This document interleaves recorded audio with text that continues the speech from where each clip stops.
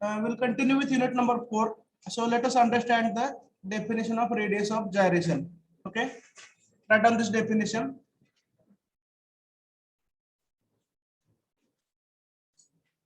It is defined as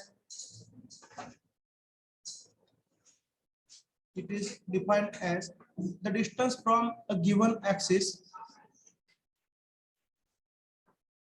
It is defined as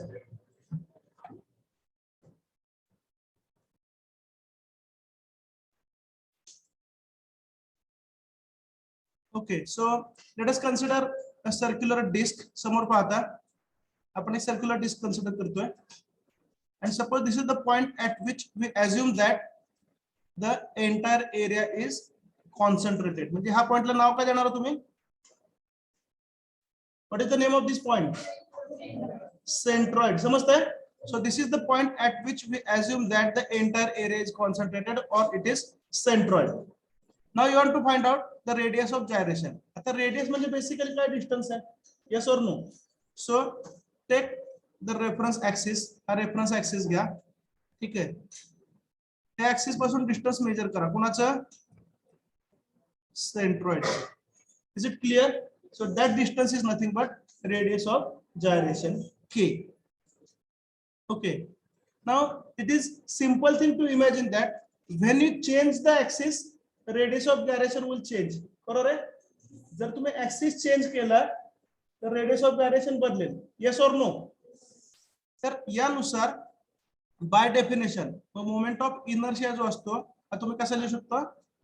k square into a square of radius of gyration into area. इथं I चं unit काय सांगा?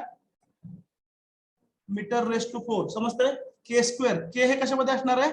Metre मध्ये. बरोबर ना? आणि एरिया पण मीटर मध्ये. So I is equal to K square into A. याच्यावरनं के इन जनरल कसा येलो? Root of I by A. Anything difficult? Shall we continue? जर तुम्ही moment of inertia with respect to x axis घेतला तर तुम्हाला काय मिळेल? Radius of gyration with respect to X K X root of I X by A. आणि जर moment of inertia with respect to Y axis घेतला तर तुम्हाला काय मिळेल? K Y. Is that clear? So write down this formula.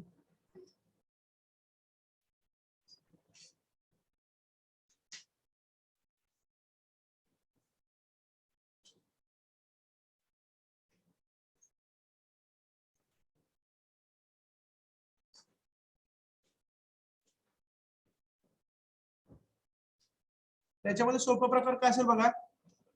Moment of inertia पहिल्यांदा तुम्ही मिळवताय. प्लेनची dimension तुम्हाला दिलेली असतील त्याच्यावरून तुम्हाला काय मिळवायचं आहे? Radius of gyration. Is it understood? Straight forward याच्यावरती प्रॉब्लेम असतील.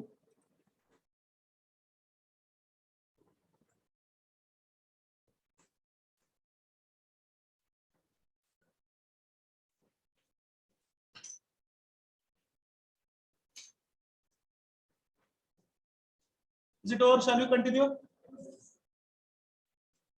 Now you are knowing the characteristics of moment of inertia. काल आपण डिस्कस केलंय. It is the measure of objects resistance to changes in rotation. म्हणजे rotational मोशनला असणारा तो inertia आहे. First point we have discussed. Note करून घ्या. मोमेंट ऑफ इनर्शियाला आपण कसं इंटरप्रेट करू शकतो? Capacity to resist the bending moment. आपण कसं स्पेसिफाय करतो? With respect to certain axis of rotation आणि युनिट काय असेल? Metre raise to 4. If you are considering moment of inertia of an area.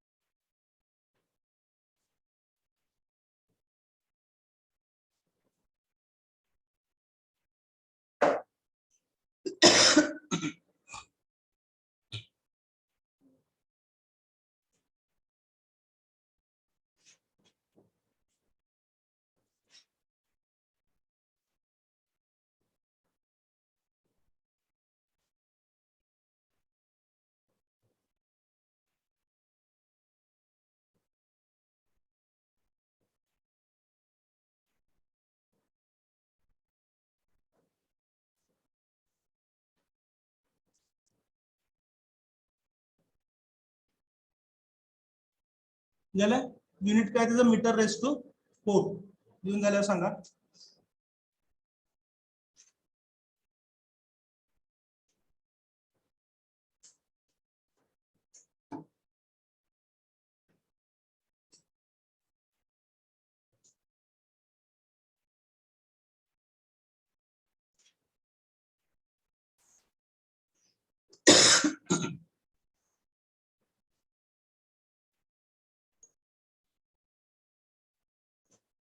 It is usually expressed in metre raise to 4. एवढं लिहिलंय का? चला समोर पाहता, समोर स्क्रीन कडे. Tell me the definition of moment of inertia. It is defined as the product of सांगा area into square of its distance from particular axis. बरोबर आहे का? आता आपण दोन प्रकारे मोमेंट ऑफ इनर्शिया घेऊ शकतो. Suppose you are considering the x axis. ठीक आहे. If you take the x axis you are going to consider an elemental area, strip म्हणतो आपण त्याला, बरोबर आहे का? DA. हा स्ट्रिप तुम्ही कसा घेताय? Parallel to x axis. पुन्हा एकदा सांगा काय घ्यायचं आपल्याला? Moment of inertia about x axis, IX. बरोबर का? मग एरिया कोणाला पॅरलल घेणार? एक्स ऍक्सिसला. त्या स्ट्रिपचं डिस्टन्स मेजर करा एक्स ऍक्सिस पासून, त्याला काय म्हणता तुम्ही? वाय. बरोबर आहे. आणि बाय डेफिनेशन असं तुम्ही नंबर ऑफ स्ट्रिप्स घेणार, बरोबर ना? आणि त्या सर्वांचं इंटिग्रेशन. आणि कोणत्या प्रॉडक्टचं इंटिग्रेशन घेणार तुम्ही? Distance square into elemental area. So integration y square dA represent moment of inertia about x axis. First point is clear. ठीक है. Then you can consider also a strip which is parallel to y axis. असे जर तुम्ही strip parallel to y axis घेतली तर पुन्हा एकदा त्याचा डिस्टन्स मेजर करा. कुठून? y axis पासून. Let's just say that distance is x. I y काय असेल? Moment of inertia about y axis integration x square into dA. त्यामुळे इलेमेंटल एरिया कसा घ्यायचा आपल्याला? Parallel to the reference axis. Is that clear? Note करा.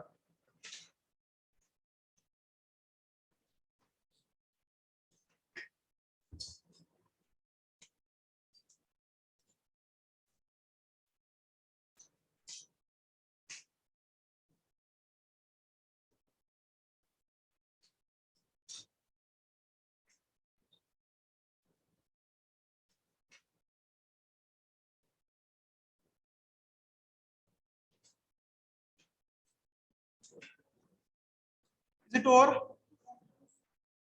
Online students, am I audible? Yes, sir. Yes, sir. Yes, sir. MCQs किती लिहायचे आपण दुपारी ठरवू, चालेल का?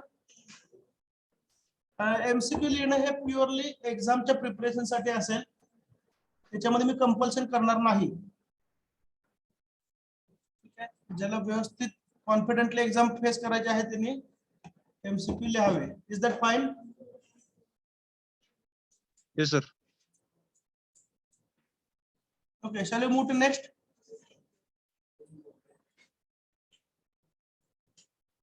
ओके. आता moment of inertia of standard shapes जे आहे याच्यामधलं इथं तुम्ही सध्या फक्त रेक्टँगलचं नोट करून घ्या. कारण आपल्याला जे 2-3 प्रॉब्लेम डिस्कस करायचे ते रेक्टँगल वरती आहेत.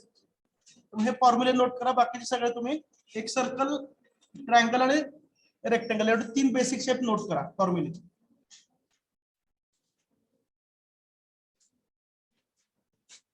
So here what you have to understand, बघा इकडे x डॅश हा कसला ऍक्सिस आहे? हो, सेंट्रॉइडल ऍक्सिस, बरोबर ना? y डॅश हा पण कसा आहे? Centroidal axis. मग इथं जे काय दिसतंय IX डॅश आणि IY डॅश हे मोमेंट ऑफ इनर्शिया अबाउट काय आहे? तो सेंट्रॉइडल ऍक्सिस. आता बघा समोर एक 2 मिनिटं पाहताय का? नंतर नोट करा. Please wait for 1 minute. एक रेक्टेंगल तुम्हाला एक्सप्लेन करतो. ठीक आहे. Are you listening online students? लिहू नका please. Yes, sir. So x dash is the centroidal axis which is horizontal parallel to x axis. ठीक है. IX dash what is the formula?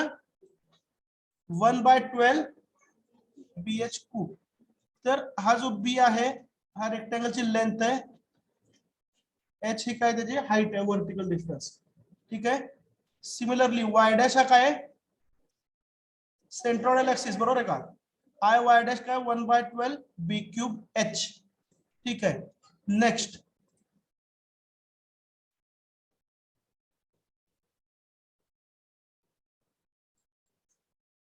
आता x हा जो ऍक्सिस दिसतोय हा कुठे आहे, ऍट द बॉटम, बरोबर आहे का. तर आय एक्स याचा तुम्ही डायरेक्ट फॉर्म्युला लक्षात ठेवू शकता 1/3 BH क्यूब. ठीक आहे. Otherwise theorem of parallel axis वापरू शकता. समजताय ना. थेरम ऑफ पॅरलल ऍक्सिस काय सांगता आपल्याला, सांगा फॉर्म्युला. आय ए बी बरोबर ना is equal to I G म्हणजे moment of inertia about centroidal axis plus area of the plane into square of the distance between two axis. Is it clear. त्यामुळे हा formula जो आहे I x हा तुम्ही लक्षात ठेवा किंवा पॅरलल ऍक्सिस थेरम वापरा. समजताय. तसंच आय वाय साठी हा फॉर्म्युला तुम्हाला माहिती आहे आय वाय डॅशचा I Y. Either you remember the formula और काय करणार यूज पॅरलल ऍक्सिस थेरम. म्हणजे इथं दोन ऍक्सिस मधला डिस्टन्स किती घेणार सांगा b/2. समजतं का. वरच्या फॉर्म्युला मध्ये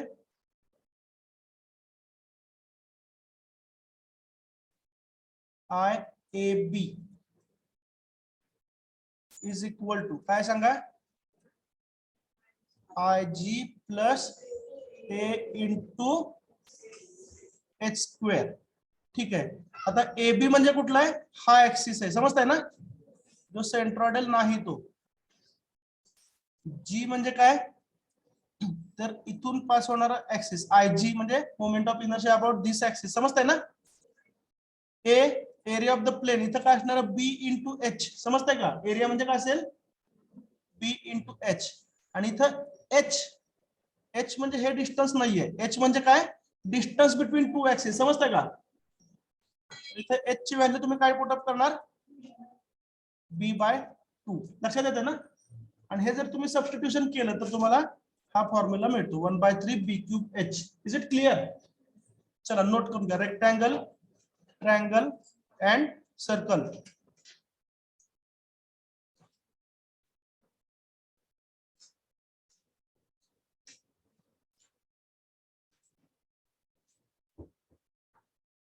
विंडोज ओपन आहेत. स्क्रीन दिसते सर्वांना. हो तुम्ही खिडकी बंद कर, तुम्हाला ऊन लागायला लागलं खिडकीतून किंवा टोपी काढा.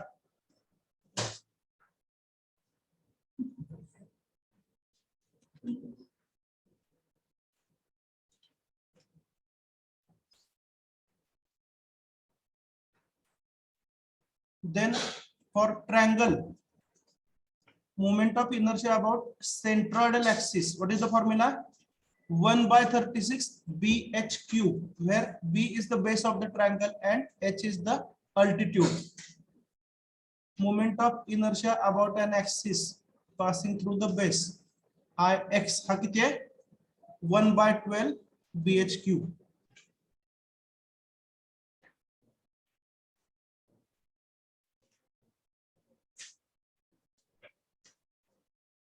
सर्कलला Ix नाही का बनाव. सर्कलला बेस नसतो बरोबर ना. मग moment of inertia about an axis passing through base हा विषय नाही. पाहिजे असेल तर पॅरलल ऍक्सिस थेरम यूज करू शकतो.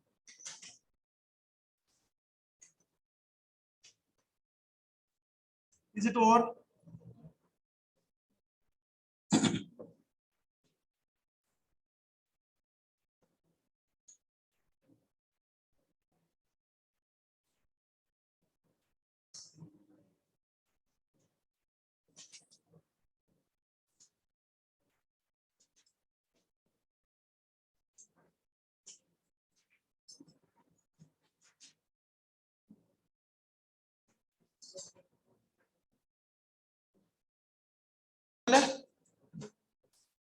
So all these things are temporary, you might understand.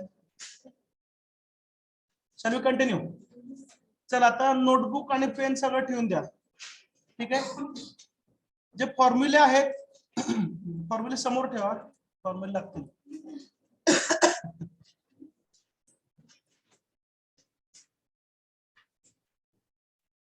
For moment of inertia of rectangle about an axis passing through base, what is the formula?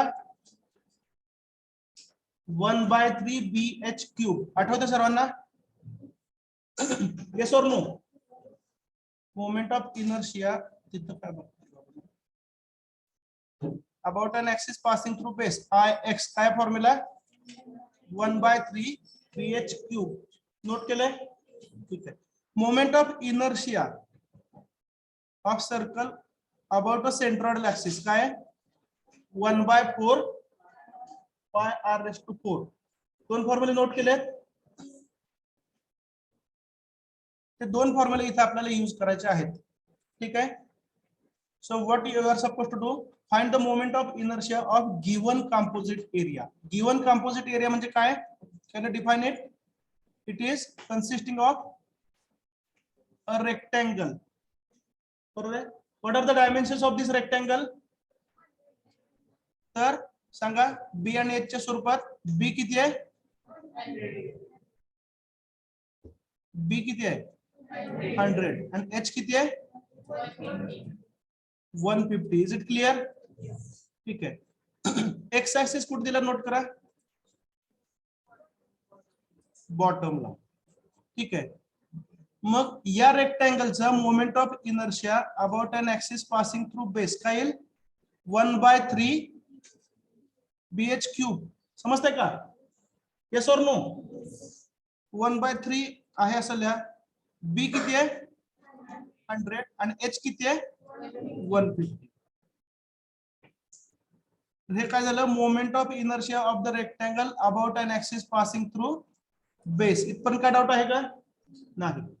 आता या रेक्टेंगल मधून रिमूव्ह काय केलंय?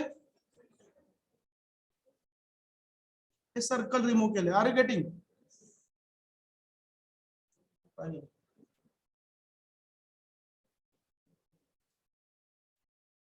ठीक आहे. हे सर्कल आहे साधारणपणे बसल्या जागेला.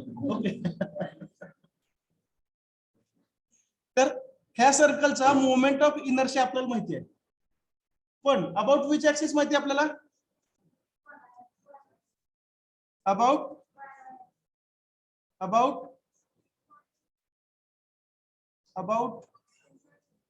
सेंट्रॉइडल ऍक्सिस हा फॉर्म्युला आपल्याला माहिती आहे. बरोबर ना? त्यामुळे आता इथे तुम्हाला काय करायचंय? सेंट्रॉइडल ऍक्सिस हा आहे. बरोबर आहे ना?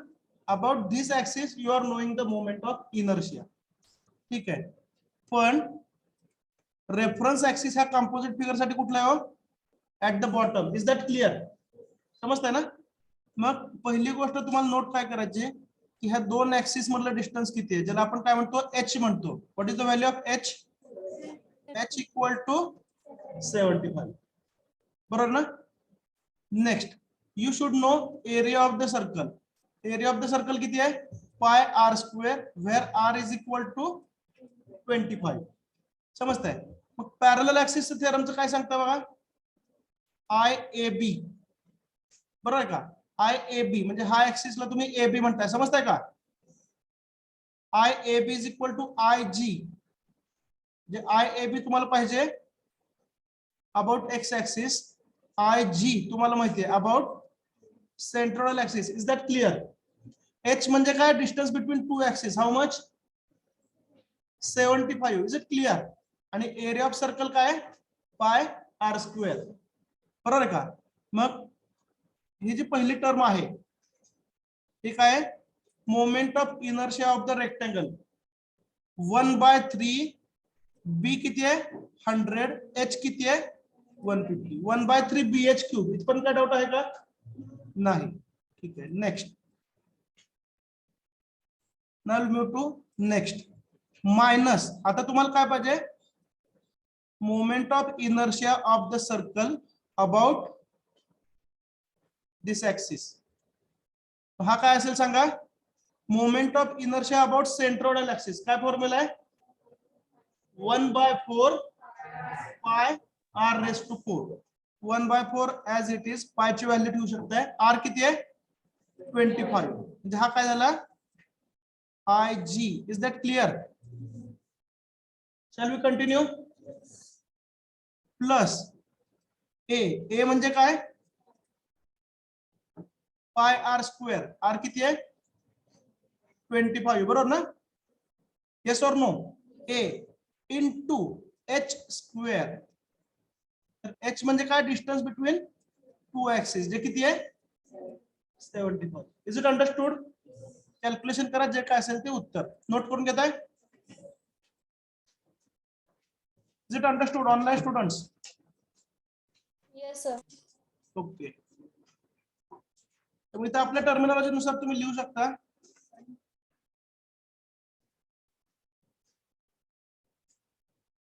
एक्स ऍक्सिस तर इथं तुम्हाला काय माहितीये आय जी माहितीये. समजतंय ना? इथं काय फाइंड आउट करायचं आहे I A B find out करायचं आहे. आणि एच म्हणजे काय distance between two axis which is 75. तुमच्या नोटबुक मध्ये पण असं नोट करा म्हणजे कुठं फॉर्म्युला यूज केला हे लक्षात येईल.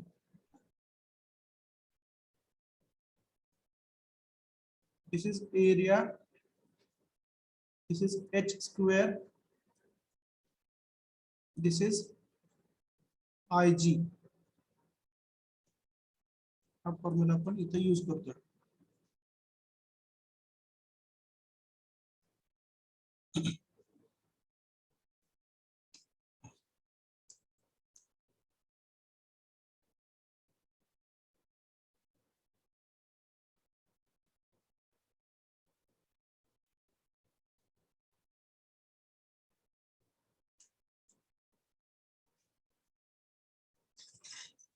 Is it easy problems on M I? सोपेत का अवघड आहेत? सोपेत ना? बोलेल काय उत्तर नाही? निवांत राहा म्हणून सर आपण काय करायचं करतो बरोबर ना?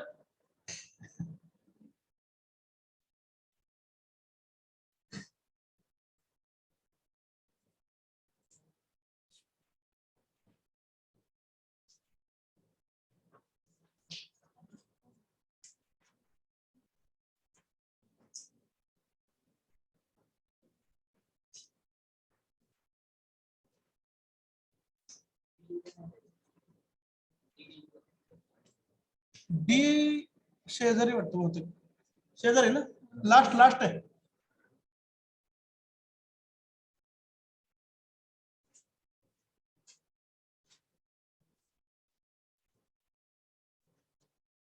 चला अगले एपिसोड में सांगा बरं याच्यामध्ये काय करावं लागेल पटकन. पुढच्या लेक्चर मध्ये हा प्रॉब्लेम सोडवायचा आहे. But let me understand your imagination. सगळ्यात पहिल्यांदा काय करावं लागेल कंपोजिट एरिया म्हणजे कुठला सांगा. ऑफकोर्स हा जो ब्ल्यू कलर मध्ये दिसतोय आर यू गेटिंग? हा जो ब्ल्यू कलर मध्ये दिसतोय एरिया कंपोजिट एरिया त्याचा आपल्याला काय फाइंड आउट करायचं आहे moment of inertia. Are you getting? First point म्हणजे प्रश्न समजला. Shall we continue? मग काय करावं लागेल let us call this rectangle as 1. याचे डायमेन्शन सांगा किती आहेत. तर बी किती याचा 4 mm. ऍड करा की 0.5 आणि 0.5. 5. B is equal to 5. Is it correct? ठीक आहे. आणि एच किती आहे 6 मीटर बरोबर आहे. मोमेंट ऑफ इनर्शिया आता कोणत्या ऍक्सिस मध्ये सांगितलंय ते क्लिअर नाहीये. अबाउट बघूया. एक्स ऍक्सिस कुठे दिसतोय? ठीक आहे. मोमेंट ऑफ इनर्शिया ऍक्सिस कुठे असू द्या. फॉर्म्युला माहिती आहे रेक्टँगलचा? पहिल्यांदा याचा मोमेंट ऑफ इनर्शिया कॅल्क्युलेट करा. रेफरन्स ऍक्सिस कुठलाही असू द्या. Shall we continue? Minus moment of inertia of this rectangle बरोबर ना? Minus moment of inertia of this rectangle. Is that clear? तर जो आउटर रेक्टँगल आहे बिगर रेक्टँगल आहे